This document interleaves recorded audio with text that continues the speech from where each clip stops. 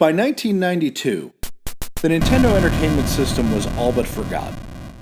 Nintendo released the Super NES in the United States a year prior. The Sega Genesis was going strong. NEC spun off Turbo Technologies and brought the PC Engine Duo to the Americas. And we'd started hearing noises about the 3DO and Atari Jaguar. Still, a few titles trickled out for the 8-bit machine. Some, like Little Samson and DuckTales 2, are considered gems and are incredibly rare. Others didn't garner such a reputation. This is Ghoul School, developed by Imagineering and published by Electro Brain. It didn't set the world on fire back in '92 and isn't well loved today.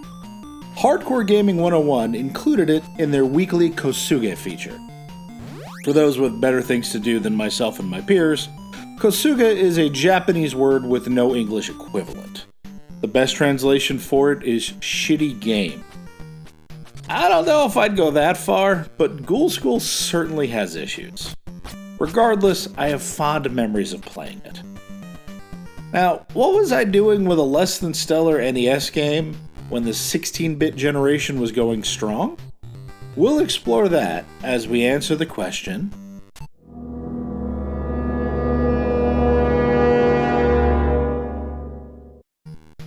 Ghoul School borrows a lot of the Metroid formula to tell the story of Spike O'Hara, a teenager who finds a mysterious glowing skull that summons the dead to his high school.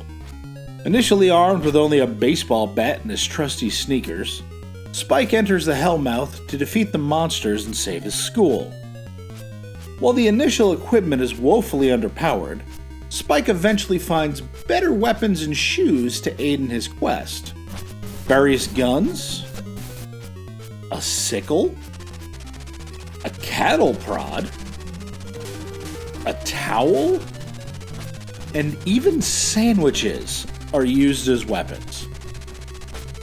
Spring shoes help Spike clear high obstacles, and suction cup shoes let him walk on the ceiling. You thought Metal Storm was the only NES game with that gimmick. While I'd like to call this game kind of a proto-Metroidvania, it's not quite there yet. Gaining additional items and destroying certain bosses allows for further progression, but there aren't any ways to enhance Spike directly.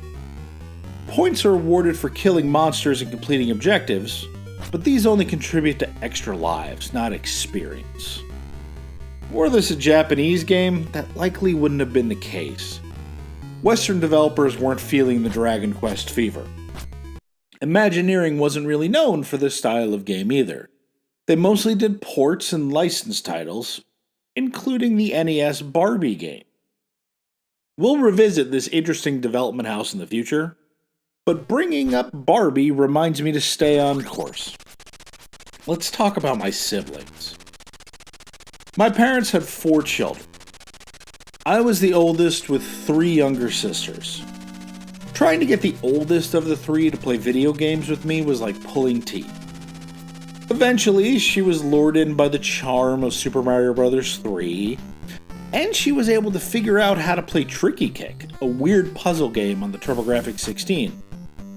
That said, she still wasn't as entrenched in video games as I was. To be honest, she had a lot more friends. Now, with that many kids around, Christmas gets interesting. My mother tells of doing her best to ensure that piles of gifts looked somewhat balanced on Christmas morning. In retrospect, we probably wouldn't have noticed all that much, but balanced they were, which means some of us got rather odd gifts. One year, my sister started getting video games. This meant one of 2 things. When acquiring gifts for me, my parents picked out games they thought she'd like. Or they pulled a few games from what was purchased for me and gave them to her. Either way, suddenly my sister had video games. Down the line, we'll explore some of the other games she was given, but the first game I really remember her having is Ghoul School. Neither of us knew anything about the game before we got it. We were both terrible at it. I think it wasn't until I recognized the similarities to Metroid that I started to get the hang of it. Of course, if I was playing it, my sister was on my case about it. It was technically her video game after all. She still gets cranky about it to this day. Why did I play Ghoul School? My sister got it for Christmas, and I couldn't help bogarting. Now looking back, no matter the reason why she started getting video games, I'm glad she did. She still plays games today, classic and modern, and one day she'll teach her kid how to play. Thanks for watching, and if you like this video, let us know. Leave a comment or tell a friend about it. Also, be sure to subscribe so you don't miss any future episodes. Lastly, while the weaponized sandwiches will cost you a couple bucks, the bear hugs are always free.